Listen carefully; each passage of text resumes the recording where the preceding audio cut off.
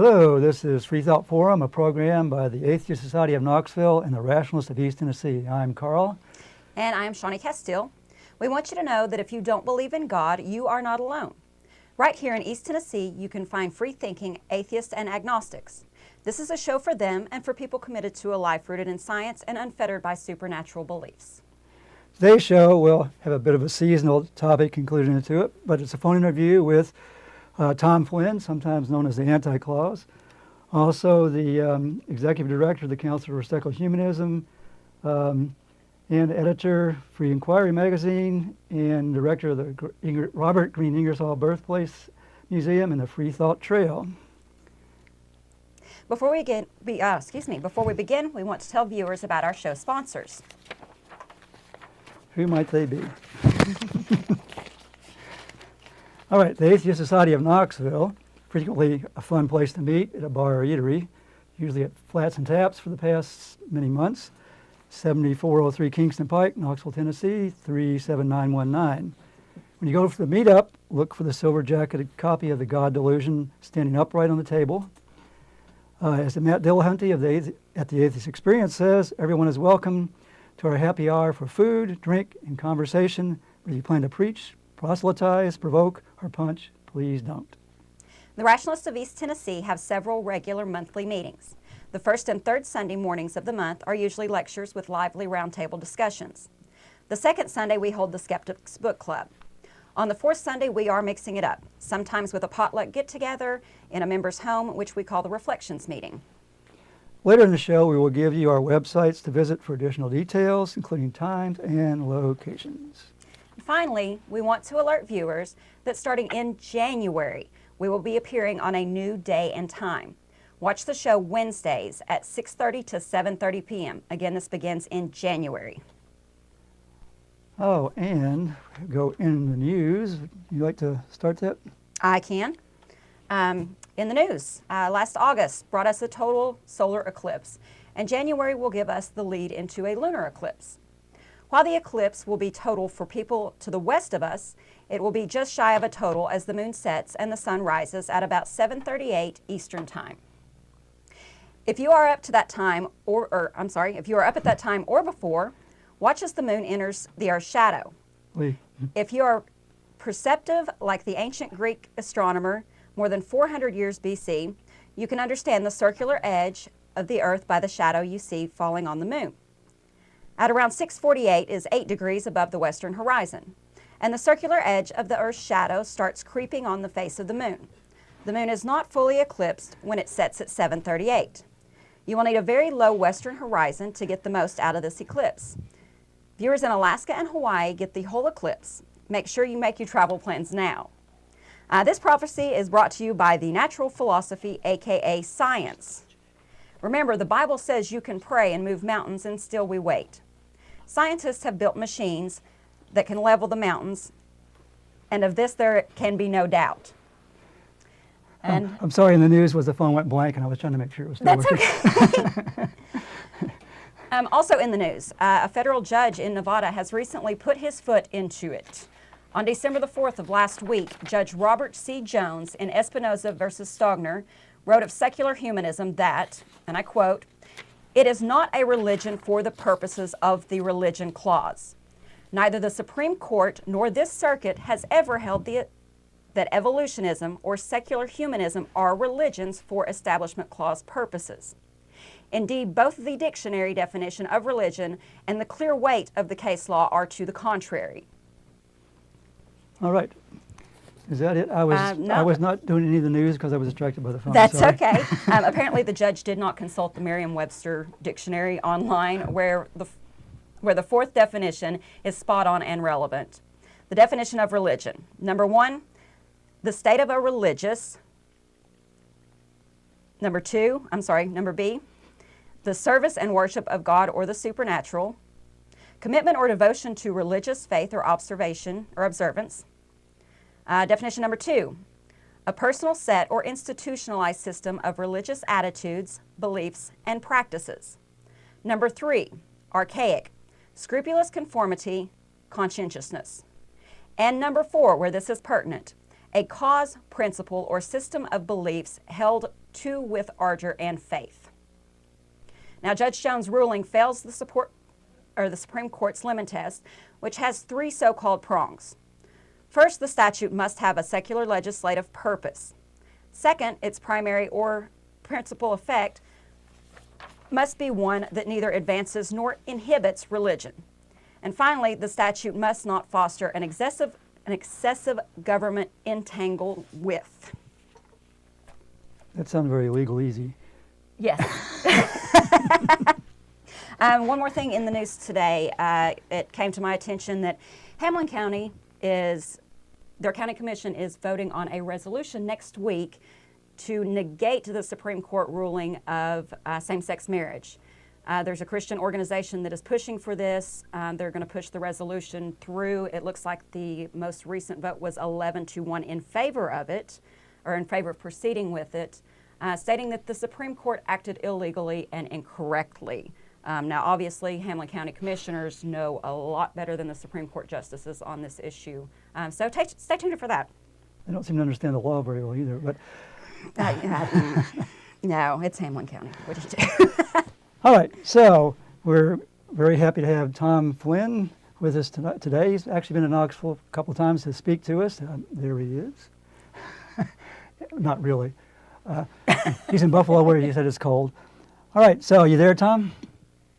I certainly am. I'm staying warm inside, but it's about 20 degrees outside. Kind of halfway to the North Pole here in Buffalo. We aren't jealous, so we'll definitely say that. Well, I just wanted to start off with, if you could kind of explain to some of the audience who may not be aware of the sort of what the different parts of the Council for Secular Humanism and Committee for Scientific Investigation and Council for Secular Humanism, what those are and how they relate to each other? Oh, certainly. The Council for Secular Humanism, which publishes Free Inquiry magazine, that's the national secular humanist magazine that I have the honor of editing. Council for Secular Humanism was founded in 1980 and concerns itself with issues of concern to secular humanists, atheists, freethinkers, folks along that line. For many years, its sister organization was what's now known as the Committee for Skeptical Inquiry. It was founded in 1977 and publishes the magazine Skeptical Inquirer. And it focuses principally on issues of belief other than strictly religious. Everything from fringe science and quack medicine to paranormal beliefs, Loch Ness Monster, what have you. And in recent years, we've done a lot more focusing on the public understanding of science and the need for science and critical thinking education. Now, both of those organizations just last year merged with a third organization, the Center for Inquiry, to create a larger organization that now operates as the Center for Inquiry. Council for Secular Humanism is now a program of the Center for Inquiry. And the Center for Inquiry is focused on everything having to do with reason and science and secular values. They can cover the waterfront of atheism, humanism, skepticism, advocacy of the public understanding of science. And then at the beginning of 2017, the Center for Inquiry merged with the Richard Dawkins Foundation for Reason and Science, producing a $5 million a year organization that is the largest single advocacy group in the movement. Yeah, that was a big acquisition there, I guess you'd say. I think it's really important. Absolutely. I think it's important that the focus is really for the scientific investigation of the paranormal. I just want to go back to PsyCop, old name, to the pointing out the importance of science, because that's definitely a critical issue now in modern context. Yeah, and I mean, central to our advocacy at Center for Inquiry is this idea that across this whole platform, whether it's issues of the paranormal, fringe science, quack medicine, religion, whatever it is. The scientific method can profitably be applied in all of those areas, and in fact, it's the best guard against human error.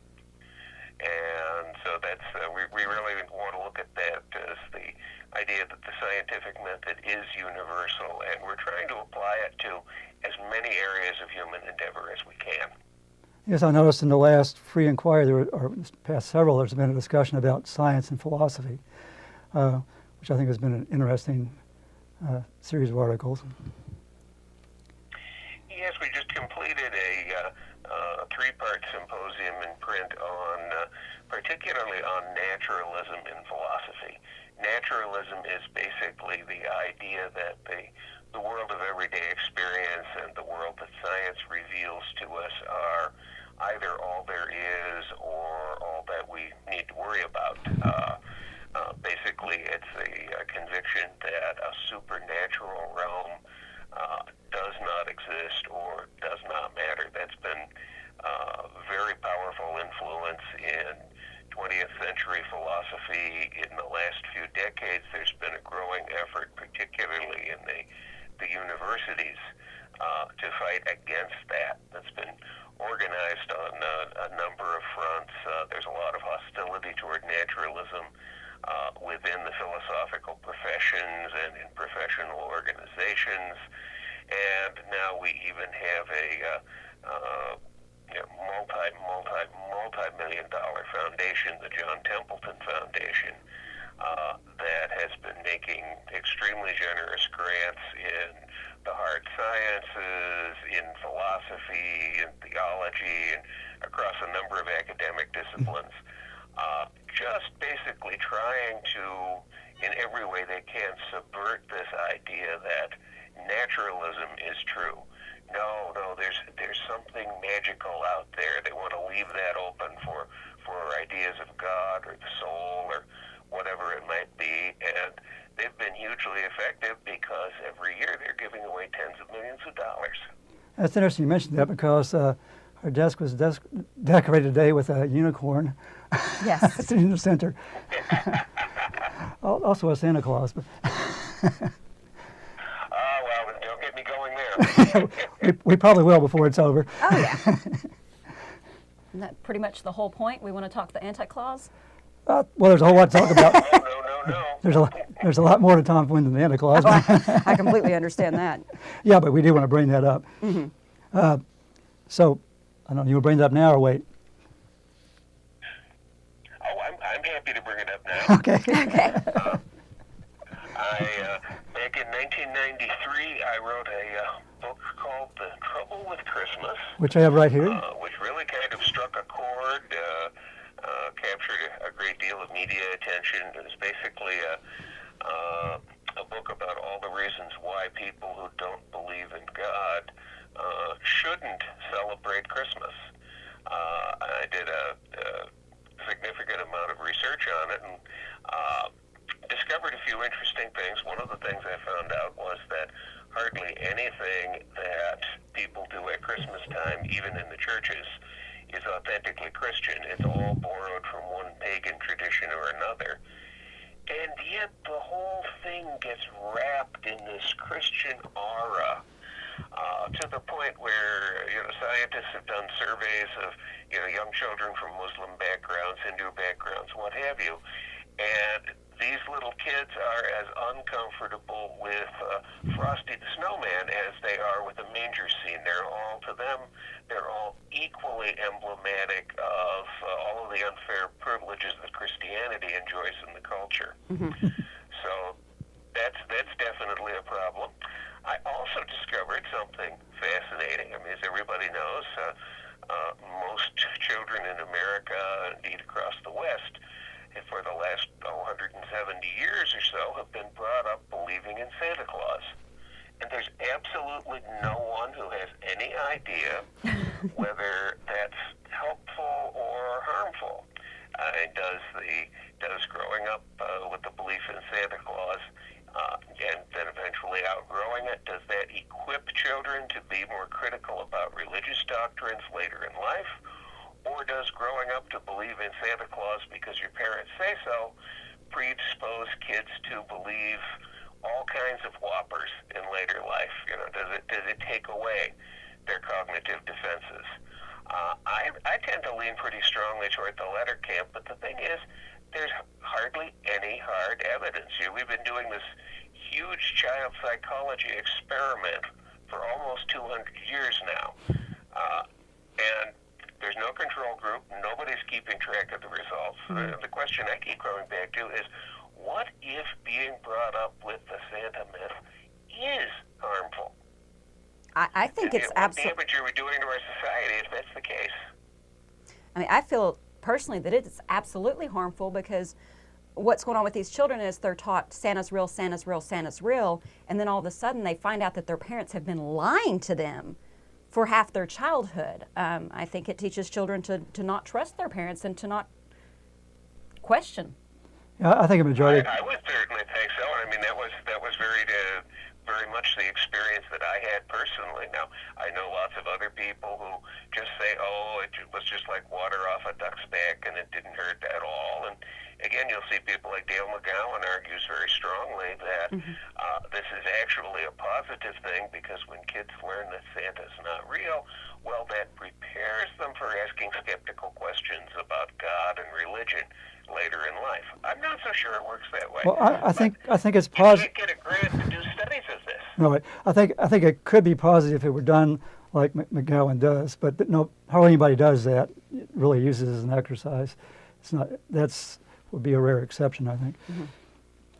I know in our family, we do gifts and holiday trees and fun with the religious side of the family, but the children are never taught that Santa Claus is real. It's always Santa's made up and pretend and make believe, just like Jesus and God and all of the other myths that you hear about. That's what we did too. Right. I mean, they get to see Santa as a something that's pretend and just for fun. A commercial icon. Yes, absolutely. Oh, your kids must get into some interesting conversations on the playground. Well, they're not mine. They're my nieces and nephews, but I'm sure they do. I'm pretty certain that they do. When the 6-year-old was recently told by a staff member at school that God made him, and he looked at her and said, no, God did not make me. It gets pretty interesting. Yes, absolutely. That's beautiful. That touches on another part of my critique of Christmas, which is that when atheists and humanists and free thinkers go along and celebrate Christmas, or they celebrate the solstice, or whatever it is they do, we make ourselves disappear. And one of the biggest problems that we have as a minority group is that so many Christians are convinced that atheists don't really exist, or they don't really know any atheists. And one of the ways that could be so effective to make our community more evident would be if more of us were visibly sitting out the holiday and not exchanging gifts and not putting up trees, and pressuring our employers to be open on December 25th for the significant number of minority groups now that don't keep Christmas. Mm-hmm. That reminds me of my wife ran across something I think I'm going to use when people, especially in stores, say Merry Christmas. Response is all holidays matter. So. I'm still hung on the all crucifixions matter.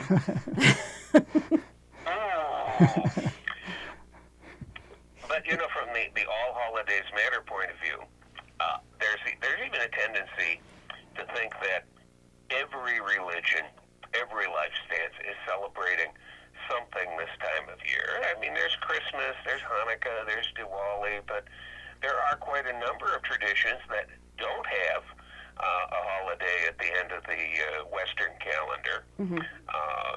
Taoists don't, and I think non-religious people should be more insistent on that too. To me, if Jesus is not your savior, Christmas is not your holiday, and you make yourself disappear when you just go along to get along. Yeah, that's why I really try to respond now when someone says Merry Christmas. It's really starting to bug me. I tend to cuss people. Oh yeah. And people, and of course, these days a lot of people will say Happy Holidays, and I'll just smile and say, well, thanks. I don't have a holiday this time of year. And that confuses the dickers. Yeah, it does. That's how people learn. That's how public education happens. Well, of course, what you're talking about is sort of the general Christian privilege concept in the United States, that everything centers around the whole Christian tradition, and we should realize that that dominates and give into it. Isn't there some sort of federal... That's an enormous problem, and of course, it rises to a fever pitch at this time of year. Right. Basically Christianity holds a monopoly on the last 6 weeks of the calendar each year, and Christianity is still the majority religion in America, but its numbers are nowhere near what they used to be. There's a lot of significant non-Christian minority groups, including people with no religion. When do we start getting a little more respect, and when do we start cutting a hole in this just unconscious assumption that everybody celebrates Christmas? Now, you talked about a fever pitch this time of year. In the South, there's always a high temperature. Except for today. Things are really warm in Alabama tonight, I hear. Oh, goodness. I don't even want to think about that right now. It's terrifying. No, the exit polls will be starting soon, I'm sure. I can't wait. Yes. Yeah. It's going to be interesting. Yeah, we'll So probably... I guess you don't support more? No response to that. He might not have heard you.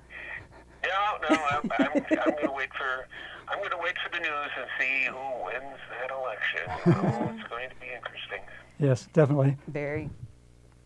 Do you have any more you want to talk about the season or Anti-Claus, or would you like to go on some other topics? Or Oh, I'm happy to move on to other topics if you are. We've got a fair amount to talk about. yeah, there's a tremendous amount actually. Did you have a question, Shawnee? I was just going to mention, you guys, this is a call-in show live right now. You can call 865-215-2288 if you've got a question for Tom Flynn or any of us, or just let us know how you think the show's going. If there's something you'd specifically like to talk about in regards to Mr. Flynn, just give us a call. You said the number without looking. I'm impressed. I was looking out of the corner of my eye. One thing that did come up in this court decision that Shawnee read was about the idea of secular humanism as a religion. I guess there are two approaches to that, but I guess one is sort of the history behind religious humanism, and then the whole idea of secular humanism being different and how that relates to some of these ideas about claims that it isn't secular humanism is or isn't a religion. You want to comment on that? Yes. Actually, I think, Shawnee, you and I might be on opposite sides of that one. One of the, historically, over the last 40 years or so, activists on the Christian right have been trying very hard to portray secular humanism as just another religion, as a competitor to Christianity, because then they could use the protections of the First Amendment to keep secular humanism, as they see it, out of the classrooms. So they try to treat everything relating to humanism, humanistic ethics, the theory of evolution, as being the dogmas of this rival religion. And then they can try to use that as an excuse to keep them out of the schools. Now, this is at the same time that the same Christian activists are trying to twist the First Amendment into pretzels so that they can work as much Christianity into the public schools as we can. Right. But they've never been shy about trying to have it both ways. But I'm uncomfortable with this idea that humanism, and specifically secular humanism, is a religion or is equivalent to a religion. Now, you read that definition from Merriam-Webster, and in fact, among scholars of religion, there's a lot of controversy about that point number 4. Should you describe as a religion anything about which someone feels passionately? I'm up here in Buffalo, and we all get excited about the Buffalo Bills, and certainly there's no empirical reason for that. So should that be a religion? And it is here in Tennessee. Yeah. No, go ahead. I said football is a religion here in Tennessee. It's just second to Christianity. Right. Sometimes. Yes, I can Not I think it's definitionally, more though. useful, and Yeah. some scholars of religion go this way very strongly, to say that if you're going to call it a religion as opposed to calling it a life stance or a philosophy of life or an ethic, Yeah. if something is going to be a religion, it must include a supernatural component. And on that definition, secular humanism definitely is not a religion, and that's the official position of the Council for Secular Humanism, is that secular humanism is not a religion. Yeah, I agree Now, with within the humanist movement, you've got other strands called religious humanism that specifically embrace this religious identity, and they're distinct and different exactly in that way. So like I said, I'm a little uncomfortable with the idea that secular humanism specifically should be equivalent to a religion for Establishment Clause purposes. We're not a religion, and there's some very important ground that we can lose to the religious right if the idea becomes broadly accepted that secular humanism is a religion. Yeah, I think the complications are that people are looking for, like in the military, someone equivalent to a chaplain who they can go to for advice, or in schools. So it seems like there are two things trying to be addressed with one answer, in a sense. Yes, our organization recently won a court case in Illinois that enabled our certified secular celebrants to conduct legally binding marriage ceremonies in Illinois. That's since spread to a couple of other states. And we provided a lot of briefing materials to the court on handling this issue of a religion for Establishment Clause purposes. And what we wound up, the language that we proposed and that we were very happy that the court wove into the decision, was that humanism could be considered in some Establishment Clause context, functionally equivalent to a religion. And that's some highfalutin word splicing there, but it's an important distinction between that and just saying that secular humanism is a religion for Establishment Clause purposes. That's a third rail that we want to stay away from if we possibly can. Right. I agree on that. Yeah, and yet this idea of wanting to expand the ability of humanist chaplains and humanist celebrants, what have you, to function and do legally binding weddings. Yes, that's something that a lot of groups are trying to expand. If you go back and look like 30 years ago, the American Humanist Association is another national humanist group, and at that time they were explicitly religious in character. And one of the reasons that they were religious is that their celebrants were legally clergy, so there was no question that they could officiate at weddings in all 50 states. And as a religious humanist organization, that was appropriate for them. As a secular humanist organization, we had to find a more neutral way to word that to get to the same place. The recognition of our celebrants' ability to officiate weddings, but without confusing secular humanism and religion. Okay. And we kept a room full of lawyers very busy pouring over that. It's not easy. I would absolutely say so. Would you mind kind of going over sort of the history of that sort of coalescing of the secular humanist idea and the movement?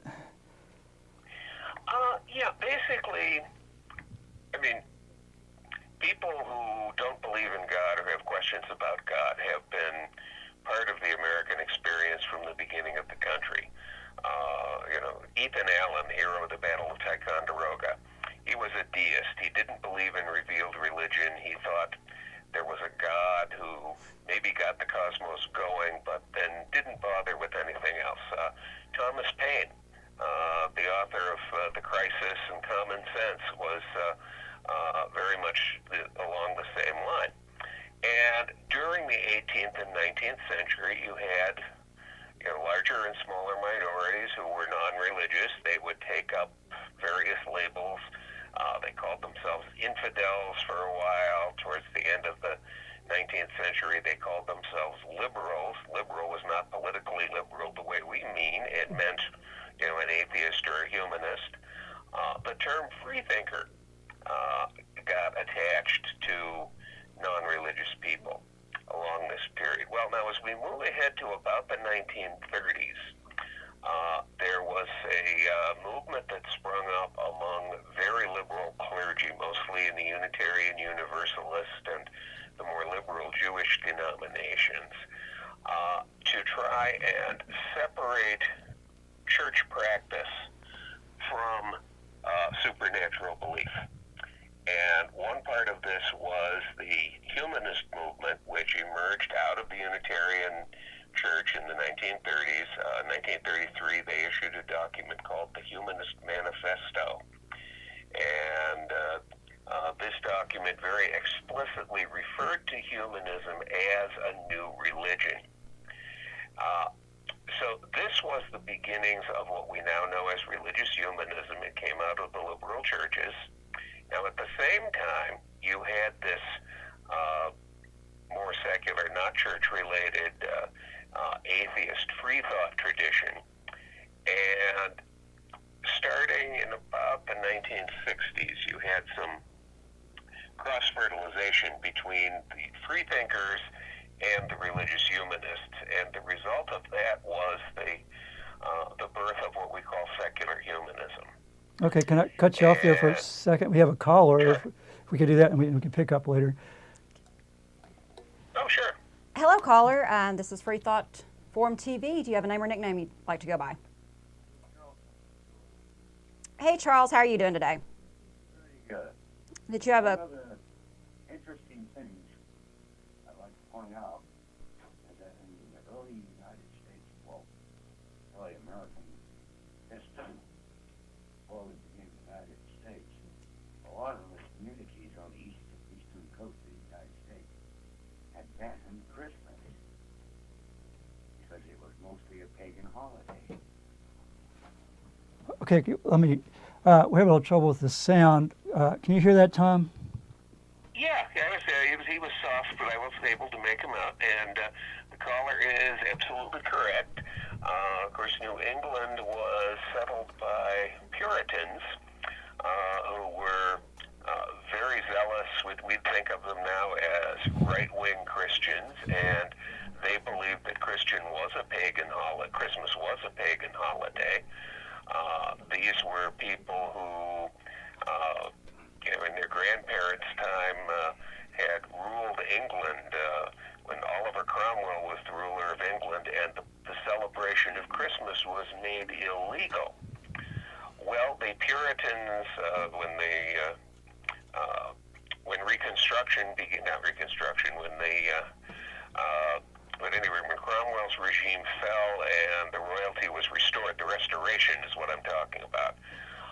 The Pilgrims were kind of driven out of England. They settled in Holland for a while, decided that Holland was too darn tolerant for their tastes, and they got ships and came to America. And, we have this kindly idea of the Pilgrims coming over and pioneering in these adverse circumstances and what have you. But in fact, these were pretty high-level religious fanatics who wanted to come across the ocean and come to America so they could build a theocratic regime of the kind they liked. Well, that influence faded, but by the late 19th century, you still had a cultural norm across most of New England that very little attention was paid to Christmas. Public schools in Boston were open on December 25th, as that fell during the work week. Well into the 1880s, factories were open on Christmas, what have you. And what ultimately changed this is really crazy. Charles Dickens, of course, author of The Christmas Carol, went on a couple of American tours. And you have to admire his fortitude. What Dickens would do is he would go into a theater and he would perform the entire Christmas Carol, the whole short book. He'd go on for like 4 hours. enormous impact. And, wealthy Bostonians and other New Englanders, mill owners, factory owners, what have you, would just have their heartstrings pulled, and they'd cry thinking about Tiny Tim, and they'd go home and say, okay, we're going to close our factories on Christmas. But yeah, the caller is absolutely right. There was a strong anti-Christmas tradition across New England. It wasn't the whole East Coast. It was mostly New England. It didn't go away until the very late 19th century, and Charles Dickens himself swung the hatchet. So it is safe. One of the factors that also played in part was the British Empire itself. When Victoria married Albert, however you pronounce his last name, he brought the Germanic traditions with him, including the Christmas tree. Because prior to that, it wasn't widely spread anywhere in the British Empire or in the early America, because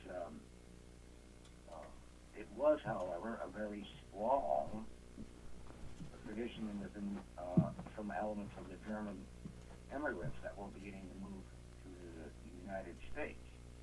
And since German immigrants, particularly in Pennsylvania, the so-called Pennsylvania Dutch, had a Christmas tree tradition that never really expanded outside their community. It was a funny thing. You're absolutely right about Queen Victoria. Queen Victoria was a young bride at this time, and the British people doted on everything she did, kind of the way they did with Princess Diana, 25 years ago. And so when young Victoria and Albert first had an article about them in a British magazine that contained an etching of this really kind of scrawny tree on a tabletop in Buckingham Palace, the British went crazy for it. And the amazing thing is that the next year, an American magazine that was kind of like the Red Book or the Ladies' Home Journal of the time published that same illustration. Didn't mention that this was Victoria and Albert, just led the readers to think these were some rich people living on Park Avenue in New York City. And so the next year, Americans got into this Christmas tree craze. And so, it's fascinating. The German immigrants, largely in Pennsylvania, had their own tradition of the Christmas tree that they brought with them from Europe. But the Christmas tree tradition didn't come all over America until this wacky echo of what Victoria and Albert had inadvertently done to Britain the year before, crossed the ocean and reached into the culture over here. In fact, in my book, I credit Dickens and Queen Victoria as two of 6 eminent Victorians, without whom Christmas would not be what we know today. Because Christmas almost died out across the English-speaking world by about 1820. I mean, there'd been a tremendous loss of interest in it. And what happened was that there was kind of a conscious decision by people like Dickens who wanted to forge a new, more family-oriented holiday. And they basically staged a revival of Christmas and rethought it. Christmas was, medieval Christmas was something adults do. They'd go out waffling and get drunk and what have you. I mean, it wasn't conceived as a family festival at all. A small number of Victorians reimagined Christmas as a family festival. They were in tune with the spirit of the times, and what they did stuck. But the amazing thing is you can go back into the history and identify 6 individuals. This is Dickens, Queen Victoria, a couple of prominent magazine illustrators, and if these people had not done what they did when they did it, we'd all be doing something different at holiday time. One of the factors that was most important was the British Navy. Britannia ruled the waves, and if you wanted to be on the good side of trade and everything, you buttered up the British, especially the British loyalty. So, a lot of the factors that came into play was commercialization, because you didn't want to kick off the British by snubbing the loyalty. It's interesting you mentioned those those prints. I was a couple months ago. I went to a Belmead plantation in Nashville, and they had a Christmas history kind of thing. How it was really not about kids, and they kind of showed a transition through the families that lived there. But they actually showed copies of those prints, and one had Queen Victoria and Albert. Yeah, I think she had a tiara on, and he had a sash on, and then the print they showed was like an early Photoshop. They had taken the tiara off of Queen Victoria and the sash off of Albert to help it look like it was just American family. Right, that was the one that ran in the American magazine. It was called Godey's Ladies Book, and it was hugely influential. It was all of the Seven Sister magazines rolled into one. All right, Charles, we want to thank you for. I'm sorry, Tom. We want to thank Charles for calling in, and we've got to take a really brief program break. Again, thank you, Charles, and hold on just a moment. Now, in case you are just tuning in, this is Freethought Forum, a program by the Atheist Society of Knoxville and the Rationalists of East Tennessee. Freethought Forum is funded jointly by them and by individual contributions. Shows are live, and starting January, it will be Wednesday instead of Tuesday from 6:30 to 7:30 p.m. Eastern on Knoxville Community Access Television, Channel 12, Channel 194, depending on your local cable network. Tell your out-of-town friends you can see us streaming online at ctvknox.org. And today's show is live. This is December the 12th, 2017. You can call in on the number on our screen, 865-215-2288, and speak with us or Tom Flynn. And while we take a short break, please watch these informative videos about our sponsors.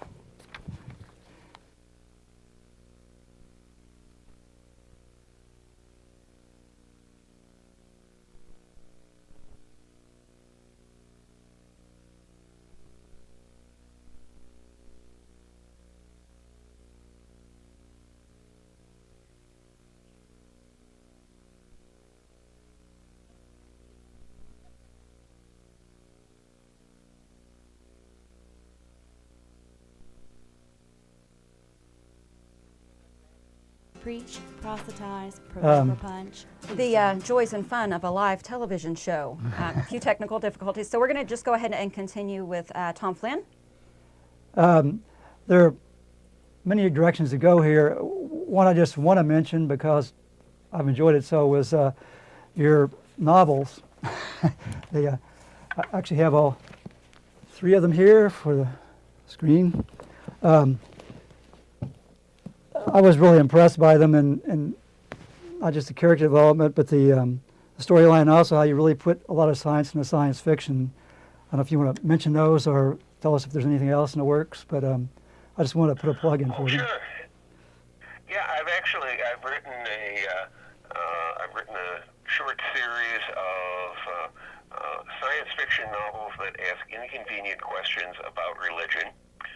The first of them was called Galactic Rapture. When it first came out, it was about a 500-pager. And what you're holding in your hands, about 6 years ago, C# Press reissued that first novel as a series of 3 smaller books. And then in 2004, I published the next one in the series, which was called Nothing Sacred. And as it happened, I just had the third novel in the series picked up by actually a Canadian publisher, Edge Publishing. And I'm looking forward to that coming out this coming November. It's tentatively titled Behold, He Said. I have a recurring comic villain who's a far future Mormon televangelist. And among many other things, in this book we get to meet his plural wives. And oh boy, did I have to do a lot of research on that. Because I tried to do these absurd space opera plots and yet keep all of the references to contemporary science and contemporary religion.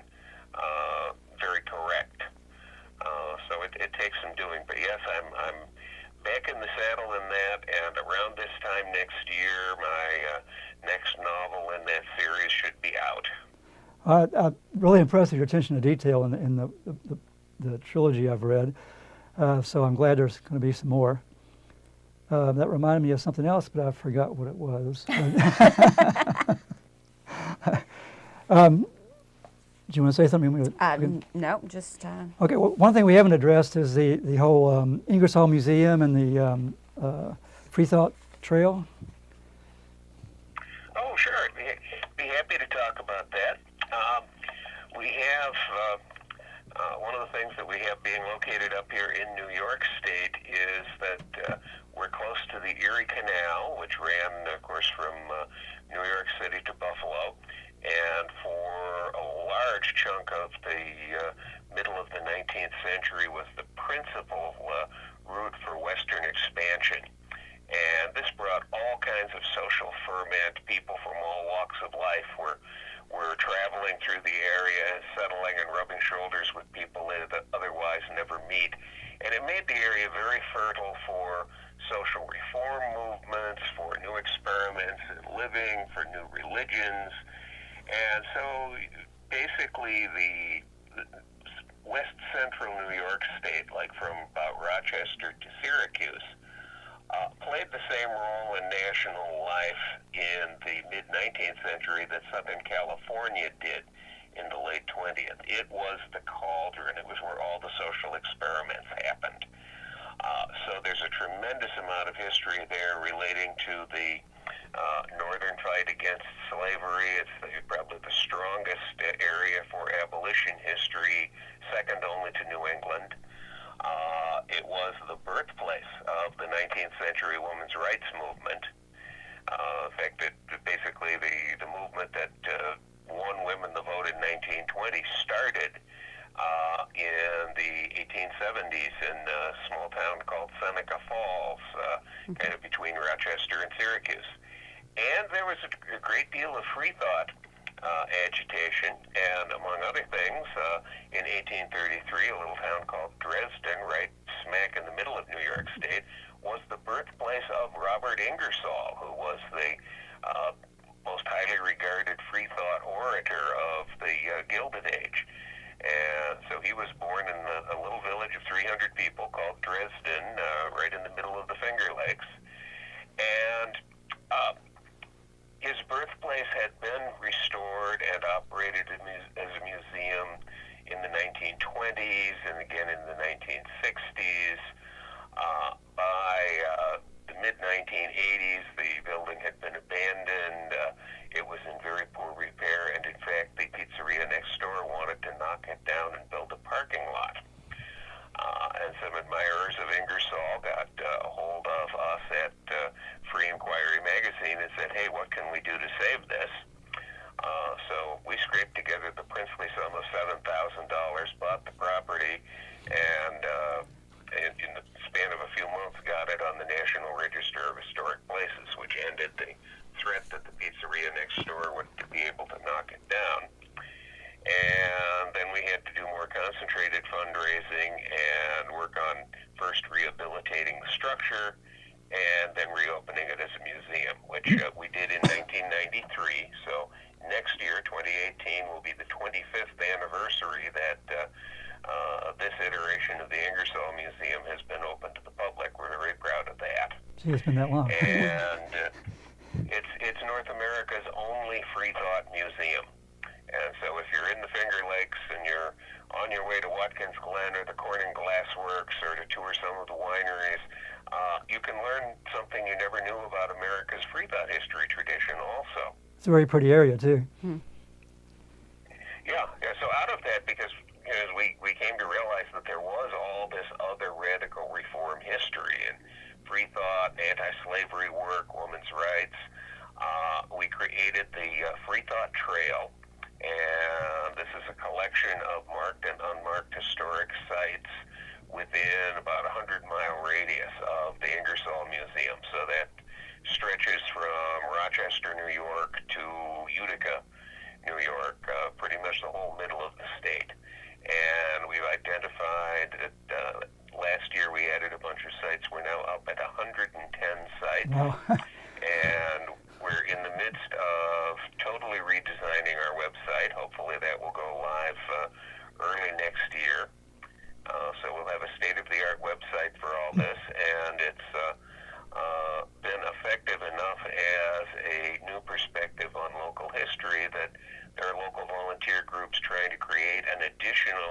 Freethought Trail in Missouri and Kansas, where of course they've got a lot of pre-Civil War controversy over slavery history and a great deal of Freethought history. Wow. Have So you not been maybe there? someday you guys will create a Freethought Trail in Knoxville. Who knows? That would be amazing. Absolutely amazing. Unless Shawnee has some, I just don't want anything to go without mentioning Matilda Jocelyn Gage, because there's so much not known about female freethinkers. Yeah. Yeah, that's a fascinating story. I mean, a lot of people don't know this, but the core of the suffrage movement in the 19th century was led by three women. They were called the Triumvirate. Susan B. Anthony, pretty much everybody's heard of her. Elizabeth Cady Stanton, most people have heard of her. And Matilda Jocelyn Gage. Now, who's she? And the interesting thing is that religion had a great deal to do with it. Susan B. Anthony was pretty skeptical of religion, but she kept it to herself. And in her leadership capacity in the suffrage movement, she reached out to Christian organizations. At one point, she welcomed the Women's Christian Temperance Union, which was a pretty conservative outfit, into the American Women's Suffrage Association. Very controversial move. But the upshot of this is that Anthony was the suffrage leader whom everybody remembered. Now, Elizabeth Cady Stanton had been equally prominent in her own time, but toward the end of her career. We just got a she few published seconds a very left. controversial- We just got a few seconds left. So I'm sorry? we just have a few seconds left, so I'm going to have to if you could just wrap up in about 10 seconds. Okay. Well, Stanton published a work very critical of the church's treatment of women towards the end of her career. Matilda Jocelyn Gage had been critical of religion throughout her career. So Susan B. Anthony was always remembered. Stanton was forgotten until she was rehabilitated by the second wave feminists in the 60s. And Matilda Jocelyn Gage is only really being rediscovered now because she was the most critical of the churches. Okay, we really appreciate your participation and wish we had another hour, but we have to close now, so we're going to go through the closing routine here. Well, it's been great being with you. We've enjoyed it. Thank you. And now it is time to start wrapping things up. We want to thank Tom Flynn for participating on today's show with us. Now get out your pen and paper. This has been a Freethought Forum, a program by the Atheist Society of Knoxville and the Rationalists of East Tennessee. All right, give us feedback by voice at mail at 865-272-9060 or email at freethoughtforum@yahoo.com and our Facebook page, Freethought Forum Knoxville. And you can see the show on Tuesdays from 5 to 6 Eastern Time on this Knoxville station and online at ctvknox.org until January. It's going to be Wednesday from 6:30 to 7:30 p.m. And thanks to Sam Rivers out there in Faithless for technical support and CTV Knox.